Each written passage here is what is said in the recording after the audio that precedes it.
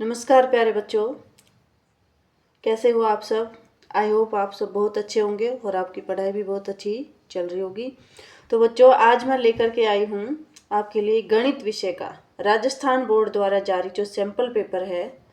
राजस्थान राज्य शैक्षिक अनुसंधान एवं प्रशिक्षण परिषद उदयपुर ने जो जारी किया है, बोर्ड का जो पेपर होगा 2026 में गणित विषय का 8वीं क्लास का, उसका पैटर्न किस तरह का होगा, उसके लिए सैंपल पेपर जो है राजस्थान बोर्ड ने जारी किया है, वो मैं आज आपके लिए लेकर के आई हूँ। इसमें आपको बताया जाएगा कि किस तरह का प्रश्नों का पैटर्न होगा, कौन से चैप्टर से किस तरह के प्रश्न आएंगे, टोटल कितने मार्क्स का आपका पेपर होगा, कितना समय आपको मिलेगा, ये सारी डिटेल्स इसमें आपको बच्चों बताई जाएगी।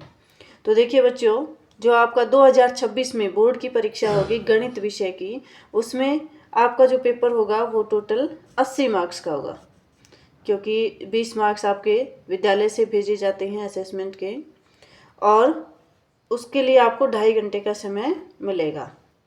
तो देखिए बच्चों, पेपर को अलग अलग सेक्शन में बांटा गया है, अलग अलग खंडों में बांटा गया है। तो पहले सेक्शन में यानी सेक्शन ए में जो है आपसे वस्तुनिष्ठ प्रश्न बच्चों पूछे जाएंगे।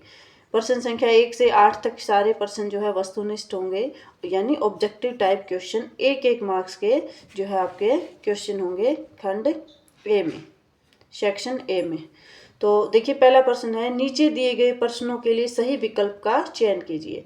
यानी बच्चों, आपसे ये जो प्रश्न पूछा गया है, ये जो 1 से लेकर के प्रश्न संख्या 1 से 8 तक, ये सारे के सारे क्या हैं, MCQ हैं, बहुविकल्पीय प्रश्न, यानी कि MCQ आपसे पूछे गए हैं।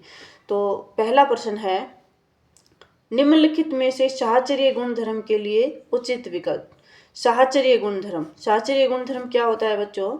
ये गुणधर्म होता है जिसके अंदर ऐसे होता है A गुणा B गुणा C।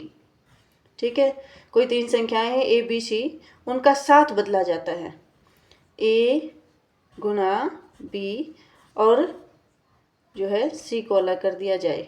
इस तरह का जो गुणधर्म होता है उसको बच्चों हम साहचर्य गुणधर्म कहते हैं, यानी संख्याओं का साथ बदला जाता है। A B और C कोई 3 संख्याएं हैं। तो देखिए, इस तरह का रोल यहाँ पे लागू हो रहा है बच्चों।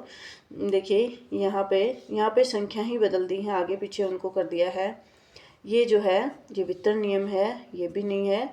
ये वाला जो ऑप्शन है C वाला, ये इस प्रॉपर्टी को दिखा रहा है, इस गुणधर्म को दिखा रहा है। देखिए, ये मान लो A है, ये B है और ये C है, और यहाँ पे A B और C, यानी यहाँ A को अलग किया हुआ है और B गुणा C, और उसके बाद हमने A और B को साथ में ले लिया है, C को अलग कर दिया है। तो देखिए बच्चों, सही ऑप्शन आपका क्या हो जाएगा, C हो जाएगा।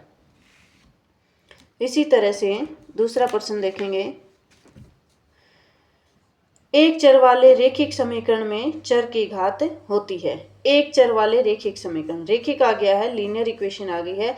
रेखिक का मतलब ही क्या होता है कि चर की जो घात होगी वो क्या होगी, 1 होगी बच्चों।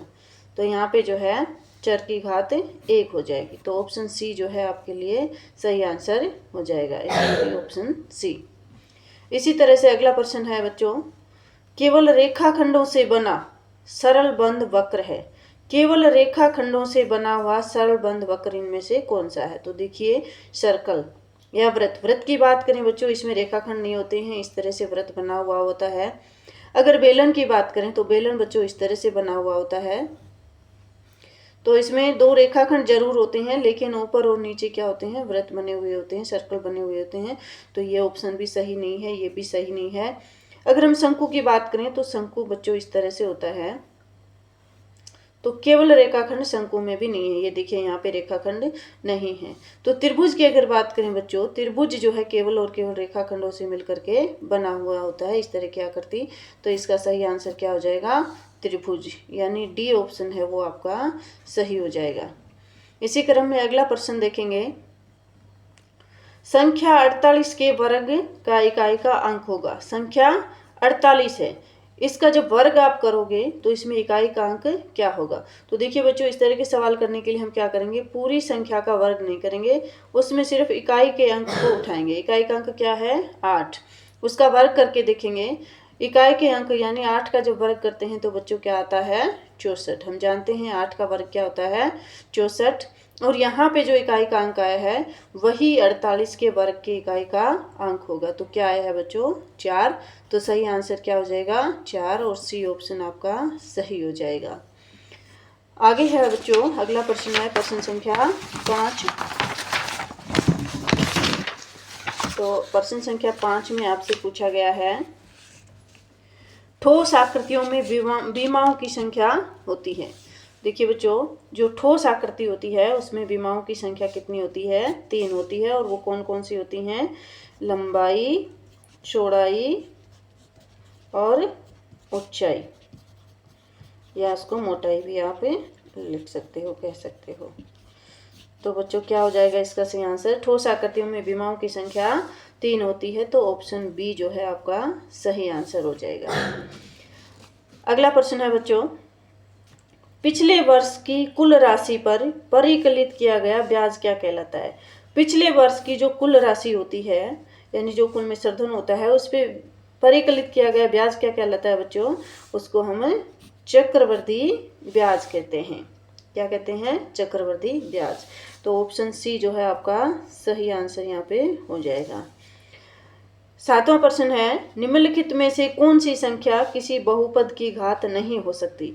तो देखिए बच्चों बहुपद की जो घात होती है वो माइनस में कभी भी नहीं हो सकती, ऋणात्मक कभी भी नहीं हो सकती है। तो इसका आंसर क्या आ जाएगा -2 यानी ऑप्शन ए जो है वो आपका सही आंसर हो जाएगा। और अगला प्रश्न है बच्चों सेक्शन ए का आखिरी जो प्रश्न है वो है x की घात a गुणा में y x की घात a की घात x गुणा में a की घात y। तो देखिए बच्चों घातांक का जो नियम है वो क्या कहता है अगर आधार समान हो, देखिए यहाँ पे आधार क्या है a है, यहाँ पे भी a है, और घातें अगर अलग अलग हों, आधार समान हो तो और उनका गुणा हो रहा हो तो घातें क्या हो जाती हैं जुड़ जाती हैं। तो घातें क्या हो जाएंगी जुड़ जाएंगी a की घात x प्लस में y। तो क्या है a की घात x प्लस y, ये जो ऑप्शन है वो बी ऑप्शन है।